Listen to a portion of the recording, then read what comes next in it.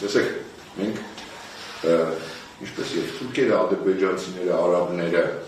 հարավային ժողովուրդ են եւ սիմվոլիկա սիրում են շատ։ Այդ թվում նաեւ քաղաքական գործիչներն են սիրում սիմվոլիկա։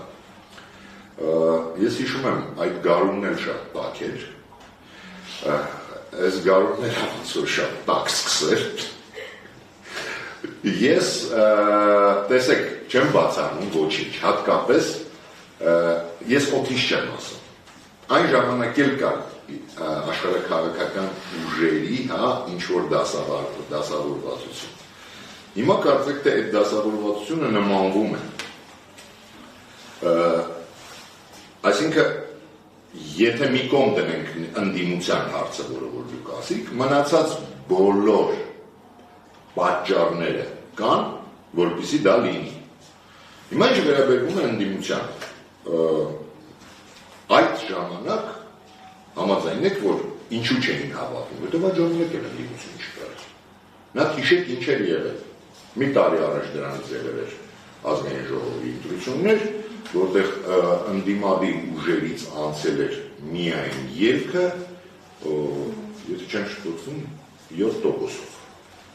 7 պատգամավորներ ելքը։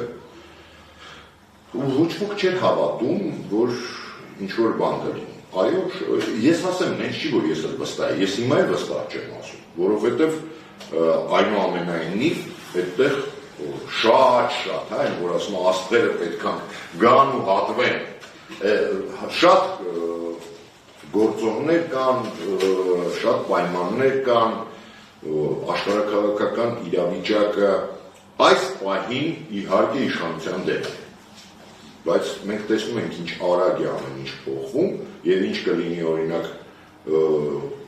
15 օր հետո, մի ամիս հետո, էլ չեմ ասում 2-3 ամիս հետո, ոչ ոք չի կարող ասել ինչ կլինի։ Ես այդպես հասկանում եմ, ամենայն դեպս սոցիալական ցանցերից, մեդիայից, որ ընդդիմության առնվազն մի հատվածը պատրաստվում է փողոցային պայքարի այս գարնանը։ Կլինի դա, չի լինի, ես չեմ կարող ասել։ Ես էլ ընդհանրապես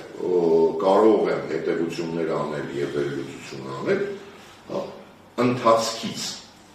Այս պահին ընթացքը խոսում է նրա մասին, որ կարծեք թե առնվազն մի հատվածը, այդ հիմա,